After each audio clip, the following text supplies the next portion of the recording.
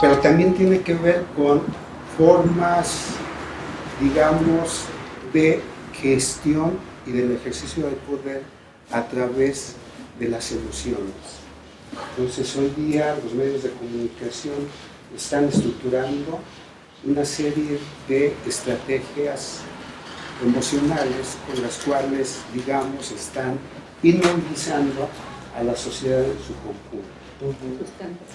Primero, yo lo que planteo, que para mí es algo fundamental, y aquí un poco la idea sería que pudiéramos reflexionar colectivamente, y cada quien desde su óptica también, es como una serie de elementos que yo propongo para comenzar a reflexionar en términos globales y después en términos muy particulares.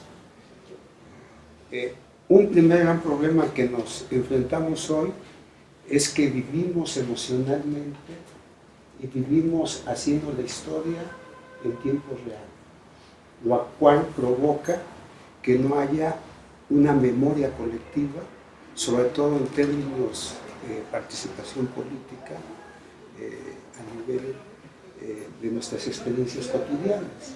Es decir, vamos a la velocidad del Facebook. Porque es vertiginoso, es tanta lo que pasa. Entonces, digamos, ya no hay memoria. Sí, no. Las nuevas generaciones no están reconociendo la memoria, por lo menos, ya no digamos de un siglo, medio siglo, sino de los últimos 10 años. ¿Qué ha pasado, por ejemplo, en esta ciudad en los últimos 10 años? Entonces yo, a partir de esa crítica y ese reconocimiento, planteo que hoy día una de las formas bajo las cuales nos despolitizan y se previene la organización o la autoorganización política de la sociedad en general y de los distintos grupos sociales y clases es a partir de la construcción de lo que yo llamo un imaginario mediocrático. Es decir, o sea, todos esos mensajes, todos esos discursos, todas esas noticias que nos llegan por todos los medios tradicionales y los nuevos, que pueden ser falsos, verdaderos, un poco lo que ya planteaba Sergio en relación a, por ejemplo, al predominio de las noticias falsas, y que todo el mundo se va con la pinta de las noticias falsas sin verificar si son verdad o no lo que se está planteando en estas noticias. Este imaginario mediocrático se construye a partir de lo que yo he definido como el complejo del espectáculo político integral, el CEPI. El CEPI, digamos, sí lo podemos ubicar muy bien. Todavía muchos plantean de que hay un duopolio de los medios en México. Yo digo que no hay un duopolio, yo planteo que hay un complejo. Es decir, hay un acuerdo de intereses de los medios, que lo pueden llamar TV Azteca, Canal 3 o Cadena 3, Televisa, las nuevas cadenas de televisión en tiempo real, o de la construcción de series a partir como Netflix y todas estas nuevos monopolios. Si se hiciera, y hay quien ya ha hecho, digamos, mapeos de quiénes son los dueños del complejo del espectáculo político integral, pues vamos a ver que son 3 o 4 nombres los que siempre van a aparecer. Están los Slim, los hermanos Vázquez, los Salinas, entre otros, y los medios del norte. Marta Sagún también es dueña de... Digamos, pero ¿sí? Ella es parte de la red. Un poco lo que yo digo es como el complejo del espectáculo político, porque son los que controlan de manera, en términos de propiedad y de discursos, toda la información en este país. Toda, e incluso... Que también pueden ser prestanombres. Echeverría fue prestanombre. Sí, digamos, podemos irnos adentrando ir nombrando, pero a mí lo que más me interesa es que como que pensemos que es un solo monopolio, y yo en lugar de llamarle monopolio, le llamo que es un complejo. ¿Y por qué digo que es el espectáculo político? Porque precisamente uno de los objetivos fundamentales es trivializar la política y convertir en espectáculo a todo tipo de discursos y movimientos. También los movimientos sociales los han convertido en un espectáculo. Ustedes recuerden, por ejemplo, en el 2006, cuando llega el ejército disfrazado de Policía Federal a Oaxaca, en tiempo real, lo que hicieron los medios, todos los medios al unísono y las redes sociales, fue transmitir en tiempo real la toma de Oaxaca. Y entonces, en 24 horas que duró la transmisión en tiempo real, convirtieron en espectáculo.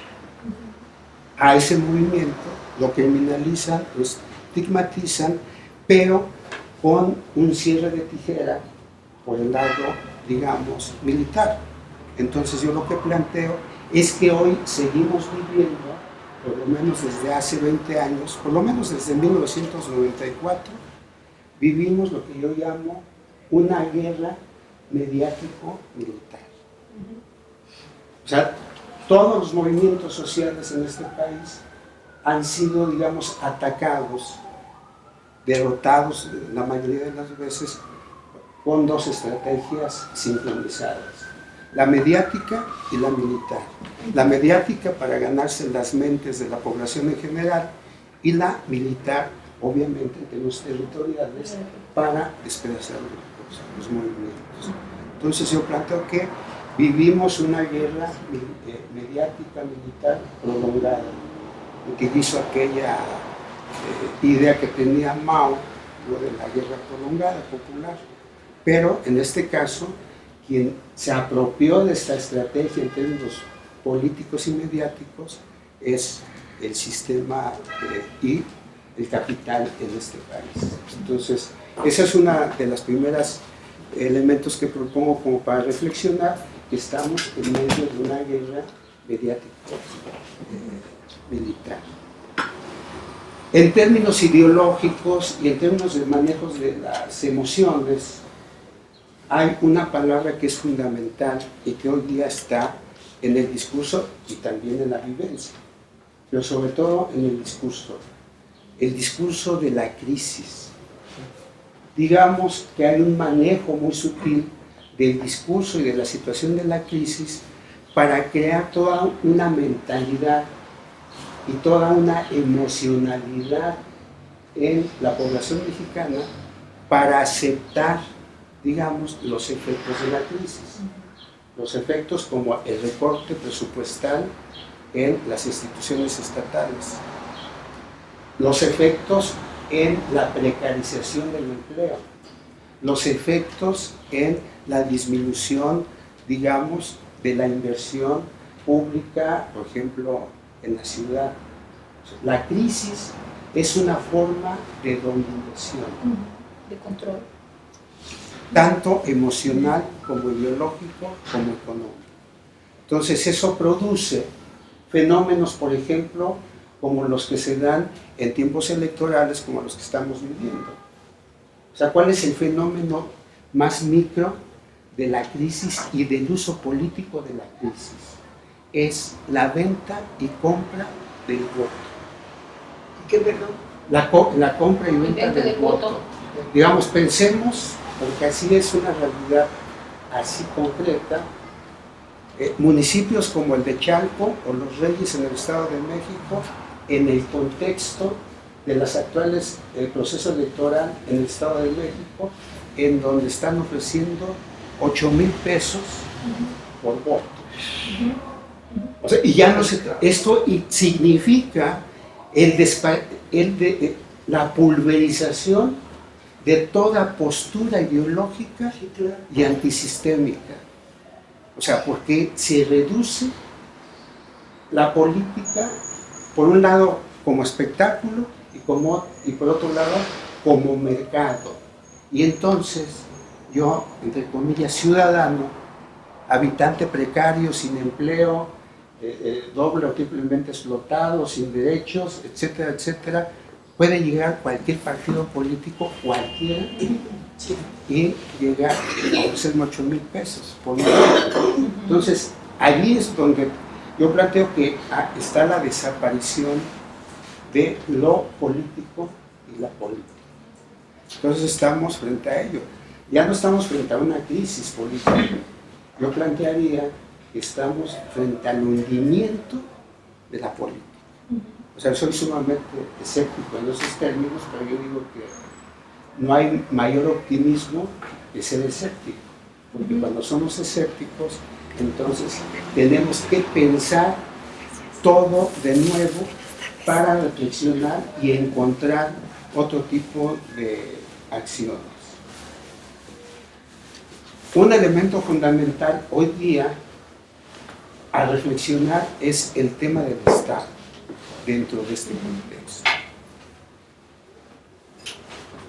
Yo creo que todos estamos de acuerdo en que hoy la institución que mayormente desocializadora es el Estado.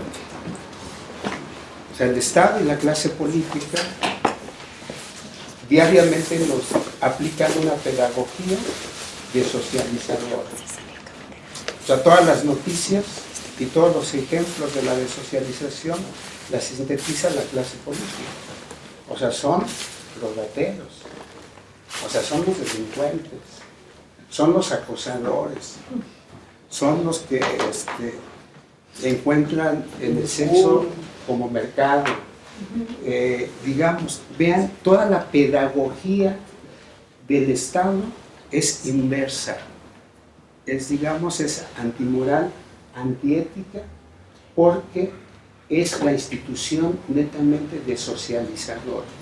O sea, no. Entonces, esto implica que no hay Estado desde mi punto de vista. Existe un aparato estatal.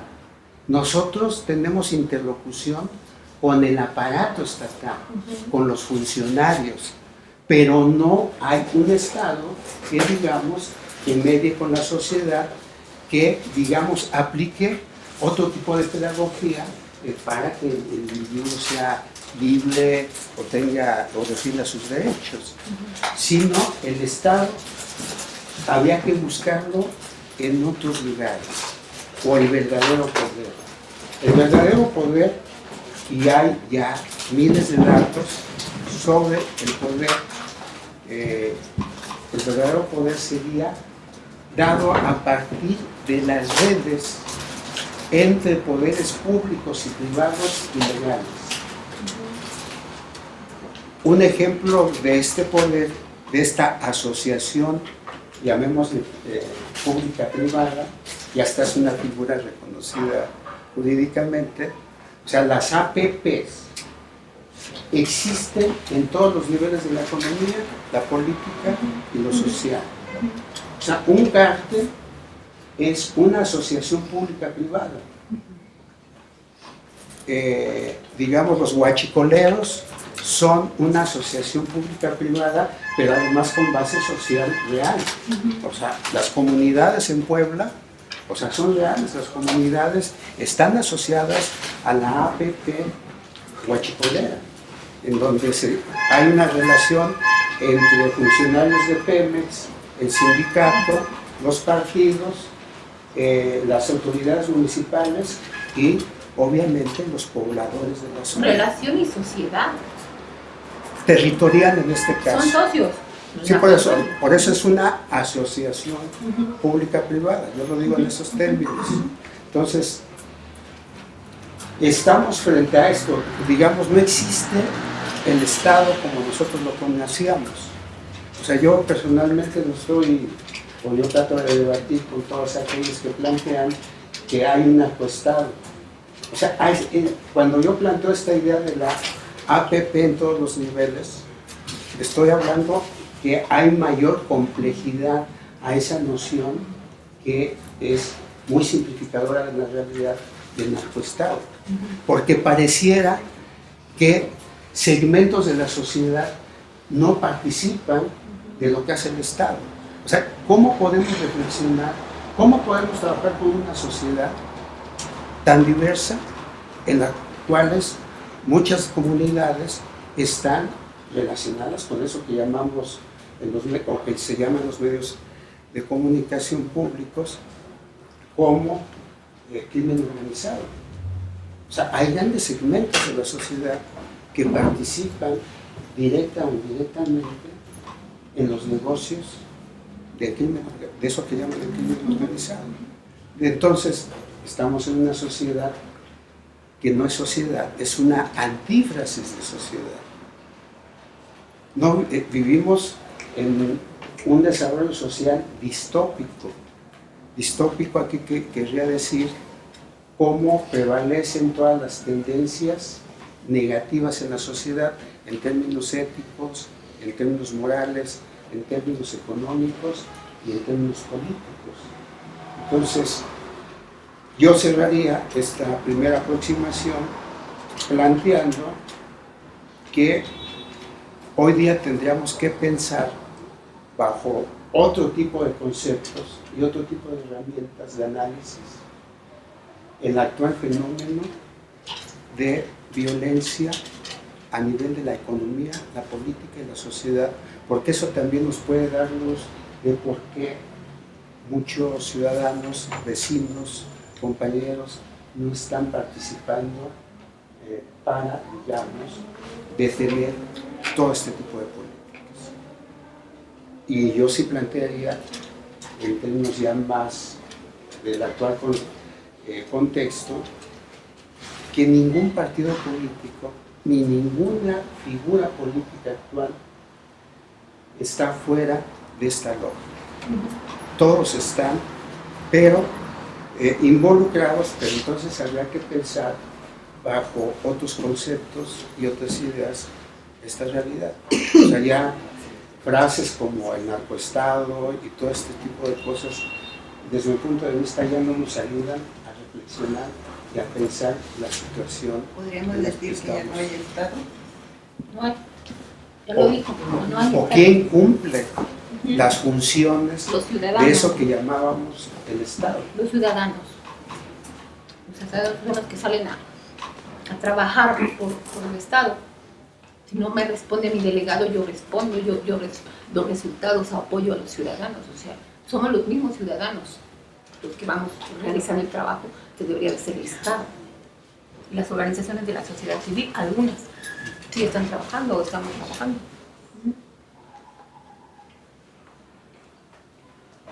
Comentarios, intervenciones. Bueno, en la cuestión de los monopolios, yo creo que ya se trascendió la cuestión de los medios. Yo creo que los 80, 90, tal vez si hablábamos de una caída drástica en la cuestión del rating de la gente que ve estas televisoras y se informa. Ustedes saben que Televisa está en una crisis y TV Azteca. Ahorita el papel principalmente está en las redes sociales, internet. Yo creo que estamos viendo un tipo de sociedad diferente. Con las nuevas redes nos permite, las redes sociales, internet, estar interactuando con personas de otras partes del mundo. Con China, por ejemplo, con el famoso traductor de Google, todas estas herramientas, vemos que está trascendiendo todavía más. Hay gente que a lo mejor el vecino de al lado tiene más comunicación con alguien que ni conoce que con su mismo vecino. Entonces yo creo que aquí también no solamente es eso de esta cuestión coincido también de que todo está a tal velocidad que no podemos percibir la realidad, así como cuando vas en la rueda de la fortuna, cualquier aparato que está en movimiento, no percibes tu entorno. No hay una cuestión de reflexión. Por ningún momento luego nos detenemos a reflexionar, que eso también tiene que ver con las cuestiones económicas en que te mete el sistema.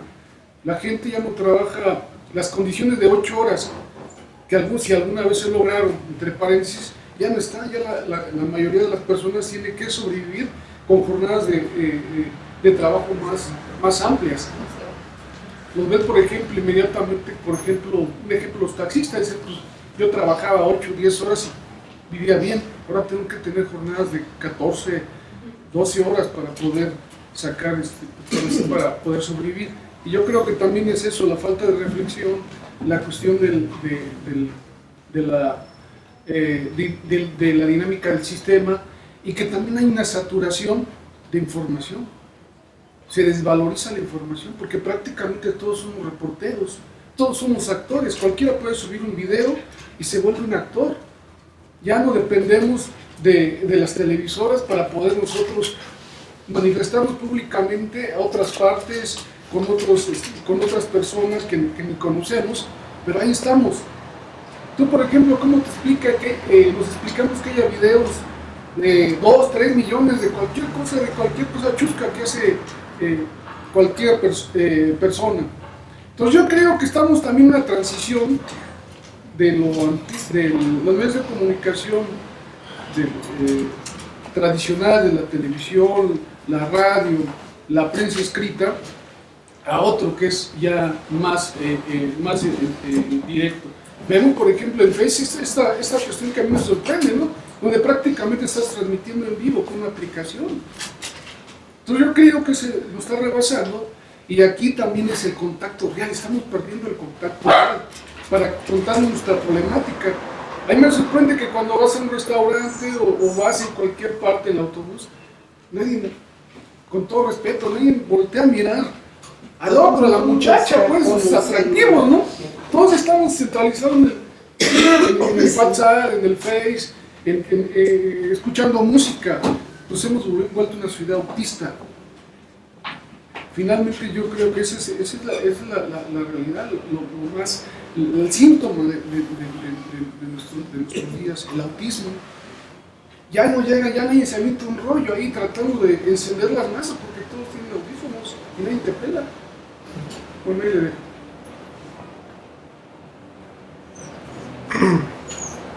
Adelante, Pues yo me dedico a investigar lo que usted está comentando.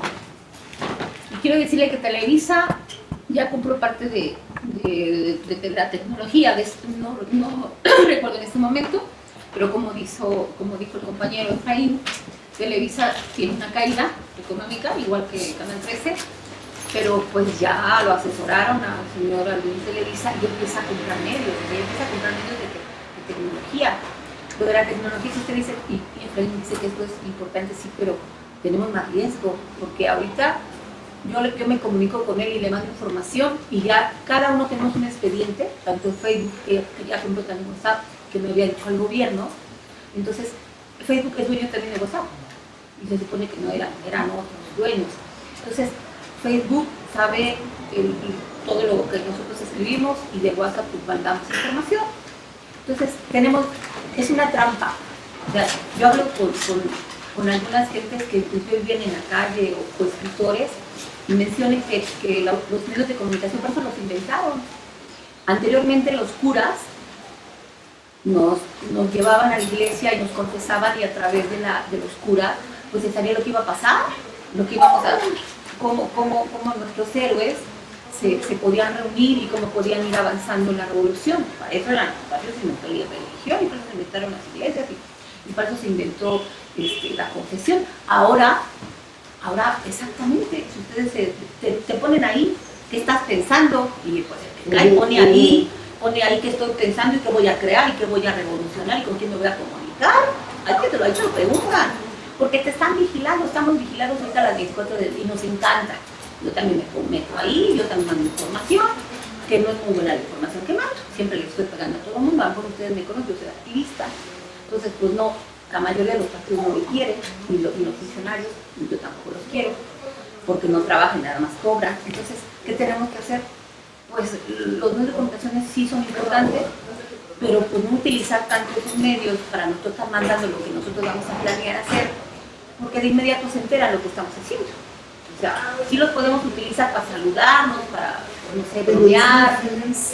Pues sí es difícil, pero también gracias a eso es que la gente... Claro, o sea, sí, nos vamos a ir comunicando, vamos a irnos citando, sí lo seguimos haciendo, pero nuestras estrategias para eso fueron inventados estos medios de comunicación, para saber qué estamos haciendo, dónde vamos, o sea, para eso es, ya hay un control, inclusive ahorita ya el Estado ya va a meter una ley para que si ustedes estuvieran escribiendo, van a tener multas y todo eso, ya, pero hay quien también ya no se está defendiendo, ya hay gente que dice, no, pues no estoy de acuerdo.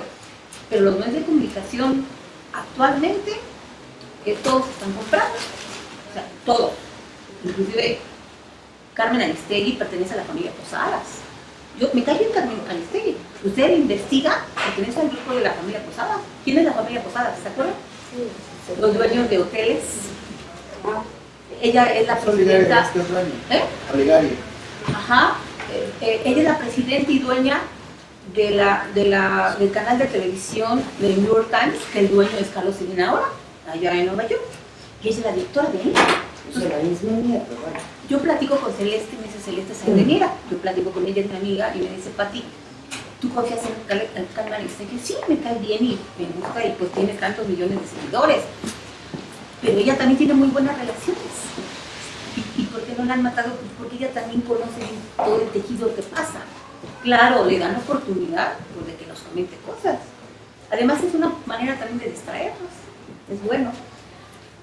Yo propondría ahí, ¿por qué no hacemos algo, maestro, como en Checoslovaquia en los años 70, que pusieron en jaque al gobierno y hicieron una guerra de terciopelo? Fue un movimiento cultural, que es lo que hace la mayoría de los compañeros, como compañero, la compañera, todos los que estamos aquí presentes nos gusta la cultura. Pues así de eso, maestro, se llama la guerra de terciopelo, que fue la guerra de primavera, donde se organizaron intelectuales, académicos, la cultura empezó a avanzar, y de esa manera dijeron, no, están locos, como le dicen a Andrés Manuel, que está loco, pero va avanzando. Entonces, como le decían a Don Quijote de la Mancha, que estaba loco y va avanzando. Entonces, ¿qué tenemos que hacer? Para mí, la cultura es la única solución. Usted se puede meter en diferentes lugares, yo que me dedico a hacer la gestión social, y cuando entran la cultura a diferentes lugares, déjalo, sí está loco con su cultura, y mira, regala libritos. Los gobiernos y los empresarios dicen que la cultura y los que trabajan en la cultura que están locos, o sea, no le dan importancia, dicen que no pasa nada. Es la única solución, yo la veo, que a través de la cultura se puede ir concientizando, entrando con la cultura, y claro, de ahí entraría ya la política, y entraría política social, no sé, y pues cursos, y como en lo que usted estaba comentando en este momento, pero esa es la solución, que a través de la cultura se pudiera ir haciendo lugares como este y en las clases públicas, como lo hace el compañero aquí en la Giordano, y no importa de qué partido, o sea, me cae bien Morena, yo también soy fundadora de Morena, pero Morena ya se volvieron, yo de repente no se moleste, pero por ahí les puse nombres a Luis Valdivia, le puse Leonés y sus intocables, porque ustedes no pueden entrar a sus juntas, o no pueden, ahorita me dio justo que estaba hasta la puerta abierta y que nos pasamos, pero vayamos a algunas reuniones de Morena, y pues todos son intelectuales, o académicos, o personajes, o funcionarios, o ciudadanos, y ya están privatizados, ya están cerrados, ya son círculos, o sea, no se molesten los que estén aquí, a lo mejor tienen un círculo así, y que no está muy abierto, pero no sé si les ha pasado, no sé si han ido. Yo una vez fui a por ahí Tlatelolco y no me dejaron entrar, y me llevé, no, me dijeron que eso no podía quedar porque soy Contralora Ciudadana, pero mi gente no, y dije, bueno, pues me voy, si no puedo entrar a un evento de Morena. En el caminito me encontré al profesor René Bejarano y me dijo, ¿qué haces por aquí, Pati? Le digo, pues no me dejaron entrar a un evento de Morena, mira, tengo un evento aquí en el centro de convenciones, te invito. Me dio desayuno, comida, cena, nos divertimos, me lleva esta comida a mi casa, o sea, y es otro partido, el PRD. Pero les comento porque sí tenemos que concientizar. No importa de qué partido seas. A lo mejor todos son de Morena, ojalá, y los que estén aquí son de Morena. Pero si son de otro partido, o conocen o tienen amigos de otro partido, todos son amigos. Todos son amigos, todos son socios, y todos son familia, y algún día a lo mejor nos vamos a volver a ver y van a decir, tenías razón, Pati, o tenías razón tu compañero, porque a través de los años nos vamos a dar cuenta que los obligan a asociarse. En la política se obligan a asociarse. O sea, nada de, y los obligan a corromperse, y los obligan, por ahí no sé si alguien les ha contado que se llama plato plomo, y entonces ellos cogen la plata en lugar del plomo. Entonces ya no comento más, gracias. Ernesto, gracias Pablo. La verdad me sorprendió esta invitación de Sergio para un taller de coyuntura, ¿sí? Mi pregunta es, en este espacio, en este barrio, en esta colonia, que llevo observando desde lejos o a veces desde cerca cuando tengo la feliz oportunidad de venir a México, muy activa la colonia y la plataforma Juárez. Me pregunto cuál es la coyuntura que se está discutiendo ahora y de qué se trata un taller de coyuntura. Y hago esta pregunta porque a mí me parece que lo que se discute acá y lo que surge de los compañeros que hablaron después de Pablo, y a raíz de lo que habla Pablo también, que esto es muy estructural, que hay una tendencia histórica en México al aprovechamiento del Estado por parte de determinadas élites políticas, económicas, que al final parecieran ser lo mismo, o parte de lo mismo, o parte de un complejo, como dice Pablo, un sistema que cumple ciertas funciones. ¿Cuál es la coyuntura entonces? ¿Qué es lo coyuntural? Esa es mi primera pregunta. La segunda pregunta, o más bien comentario que quería hacer, y esto es más académico quizás y me surge a partir de lo que habla Pablo, de esta sociedad por una parte del espectáculo, de la mediatización y de la definición de objetivos políticos mediáticos, casi como construcción de fantasías en el imaginario para vivir en una situación de fantasía, de pseudo participación. Cómo Pablo plantea el surgimiento de algo que me llama mucho la atención, que son las emociones. El manejo de las emociones, el trabajo con las emociones, el aterrorizamiento de la sociedad a veces a través de las emociones, y no de los hechos, y no de los aspectos más concretos de la realidad, como podría ser una definición más clásica de la política, más funcionalista, más positivista. No, las emociones. Las emociones son las que priman, las emociones son las que se discuten a través de la media. Las emociones son lo que puede constituir verdad para algunos, duda para otros, dentro de un mar, una soma de opiniones, posteos, tuiteos, verdades a media dichas, etc.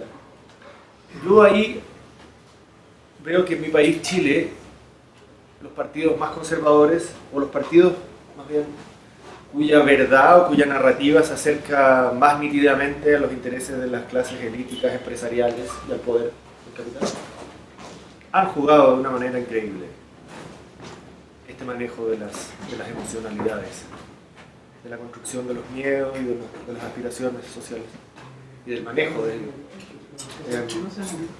Por otro lado, las fuerzas rupturistas o las fuerzas que promueven organización social de base, que promueven otro tipo de colaboración que no sea el espacio de mercado, pareciera que están un poco tácticas. Pareciera que a veces siguen jugando o juegan dentro del espacio de la construcción y del manejo de las emociones a través de esta mediocracia de la que habla Pablo. La consumen poco críticamente, operan cuando aparece un corredor cultural y luego se desarticulan, trabajan en base a elementos de información que no se sabe si realmente son ciertos, ¿no? Etc. Ahí hay una crítica entonces. Me pregunto si este taller de coyuntura no refleja un estado de crítica de la situación actual del movimiento y de las organizaciones sociales que presentan alternativas a esta mediocracia y a este sistema de élite económico-política. ¿Qué está haciendo el movimiento barrial?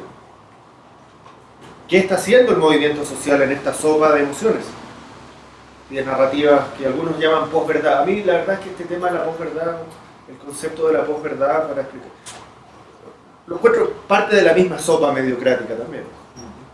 Relativizar la mentira, o relativizar la falsedad, o relativizar el manejo intencionado de la información que se difunde para ciertos fines. Ahora mi último punto es, a raíz de esta construcción populista de un estado o de una narrativa de realidad constituida por el manejo de las emociones y de los miedos y de la esperanza y de los sueños de las personas a través de los medios manejados por las élites. Me pregunto si lo correcto no debería ser, y cito aquí a una francesa que me gusta mucho, que se llama Chantal Mouffe, de un argentino que me gusta mucho también, que se llama Ernesto Laclau, sino si la izquierda misma o el movimiento social, o finalmente todo aquello que se salga de las estructuras clásicas del poder político, no también deberían jugar ese juego, jugarlo y intencionarlo, y aprender a manejar también la información, y a manejar y tocar y sensibilizar y aglutinar una fuerza política territorialmente a partir también de lo que podría ser el espacio, no de los hechos, no de los números, sino de las emociones de las personas. Entonces Santa María la Juaricua, la Santita, pareciera tener esa condición, ¿no? Ese intento de producir algo más allá de una explicación narrativa concreta y positivista de la realidad. Lo dejo hasta ahí, como dicen ustedes. Esta cuestión que planteas, ¿por qué cuál es la coyuntura? La coyuntura yo creo que es muy clara en términos globales desde mi punto de vista. Estamos ya, de hecho, en términos sistémicos, el gobierno de la ciudad, las inmobiliarias están creando, sin decirlo, su partido. O sea, hoy día está ya emergiendo lo que podríamos definir como el partido inmobiliario. Eso que hemos llamado cártel inmobiliario, o que yo hablo del Estado inmobiliario, aquí ya se está construyendo el partido inmobiliario. Entonces, si nosotros vamos uniendo las distintas piezas en términos de información, lo que estamos observando es que hoy día la discusión sobre la ley de desarrollo urbano, el nuevo constituyente y las candidaturas para las alcaldías, diputaciones y el primer gobierno de la ciudad, ya en términos constitucionales, está siendo ya administrado, gestionado por el partido inmobiliario. O sea, porque todo el dinero que se va a poner en circulación en las próximas elecciones va a venir directamente de las inmobiliarias, porque el negocio aquí es el territorio y el agua, son los dos grandes negocios de la ciudad. Entonces, en esos términos sería comenzar a reflexionar la coyuntura. O sea, ¿qué vamos a hacer nosotros como vecinos, como organizaciones, como ciudadanos por fuera del sistema de partidos de la ciudad, frente a ese proceso que se avecina? O sea, ¿qué posiciones junto a la posibilidad de cabildear a quienes les interese las alcaldías de manera independiente, las diputaciones? Pero más allá de eso, lo cierto es que estamos frente ya a un poder real, que es el poder del partido inmobiliario. Y yo digo que incluso así hay que nombrar, porque el partido inmobiliario está en todos los partidos. El partido inmobiliario va a hacer alianzas distintas dependiendo del territorio o de la delegación para proponer a sus candidatos idóneos. Eso por una parte, ya como vecinos que estamos, digamos, en la lucha por el suelo y en defensa del territorio también, desde nuestra perspectiva. Pero junto a eso, este planteamiento de las emociones es cierto. Hoy día nos proponen dos emociones, el complejo del espectáculo político. O sea, la emoción, digamos, del horror, yo ni siquiera digo del terror, sino del horror, que es lo que están manejando todos los medios y las redes sociales. Yo pienso particularmente que las redes sociales tienen también son propiedad, en todos los términos, de los grandes empresarios de los medios visibles, mercantiles y abiertos. Y eso que dicen que están en crisis no es cierto. O sea, nos venden la idea de que están en crisis para que migremos a su nuevo negocio, que son las redes sociales. Porque ellos son los que están administrando, gestionando las redes sociales. ¿Y cuáles son los grandes discursos, en términos, llamémosle, de la economía y la política, de todas las redes sociales? Es el horror. Es el horror. Y antepone, en términos sistémicos, la otra emoción. La emoción de la esperanza, encarnada por su personaje favorito, por López Obrador. Entonces, eso es lo que le están proponiendo a este país, a los habitantes de este país, en términos generales: horror y esperanza. Pero es una esperanza, desde mi punto de vista, dentro del propio sistema. O sea, mientras no aparezca, porque al manejar estas dos grandes emociones, al administrar y bombardear a los habitantes, a los ciudadanos de este país, o no ciudadanos, comunidades, pueblo en general, con estas dos emociones, nada más nos dejan emocionalmente con esas dos posibilidades e inmovilizados para construir experiencias de autonomía. Y experiencias de autonomía es que emergieran otro tipo de emociones. Quien lo intentó hace años fue el EZ, cuando plantearon toda su idea de la rabia. Entonces, para ellos decía, anteponer al horror y anteponer a la esperanza, eran anteponer la rabia indígena, campesina, etcétera, etcétera. Por alguna circunstancia no creció ese discurso del EZ. Pero entonces, en ese sentido, el planteamiento que nos hace Ernesto, yo creo que sí es importante. O sea, nosotros, ¿qué emoción podemos proponer para movilizar a los vecinos de esta ciudad para que se conviertan en un sujeto político autónomo? O sea, tenemos, sí, efectivamente, dos tareas. O sea, crear nuestra propia información y movilizar también con emociones. Pero no puede ser ni el horror ni la esperanza, aunque suene muy bonito, porque ya las dos están, una nos horroriza y estamos desmovilizados, la otra creemos inocentemente que la esperanza por sí misma, sin programa, sin posibilidades de proyecto, va a llegar a un mundo feliz. Pero no nos estamos construyendo como sujetos autónomos. Entonces yo digo, esto es un pequeño espacio muy micro de posible autonomía. Pero entonces, desde esa posible autonomía, ¿cómo podemos comenzar a reflexionar y accionar sobre la construcción, uno, de nuestra propia información? O sea, yo, por ejemplo, no linkeo. O sea, yo me niego a linkear. O sea, a que en mi Face ponen los links de otros, a poner a Humberto Eco, etc. No, o sea, buscamos nuestro propio discurso. O sea, yo todo lo que veo en Facebook, en las redes sociales autónomas, independientes, alternativas, es la reproducción del discurso de otros.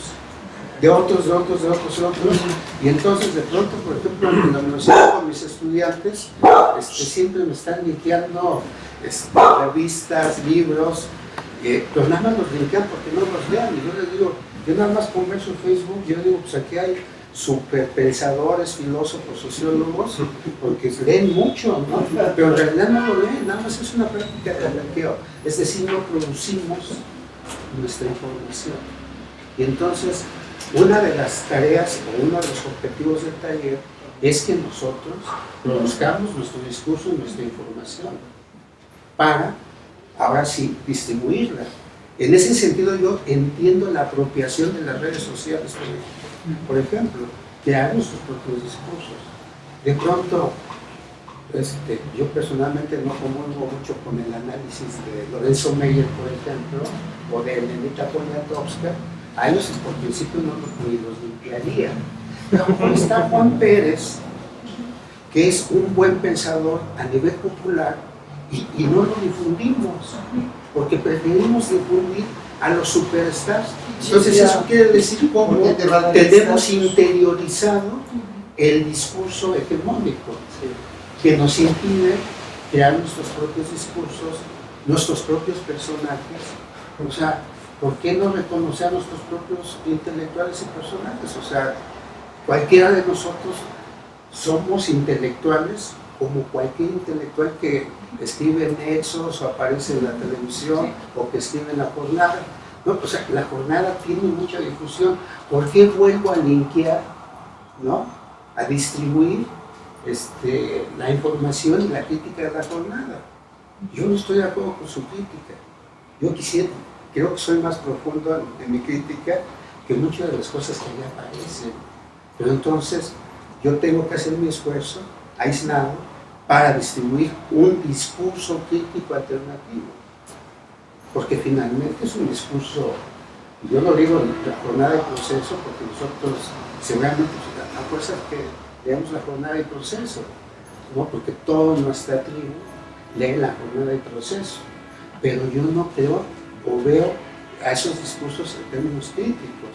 Nosotros, como una especie de cerebro social o de intelectual colectivo, o sea, nosotros, esto podría ser un espacio para crear un intelectual colectivo.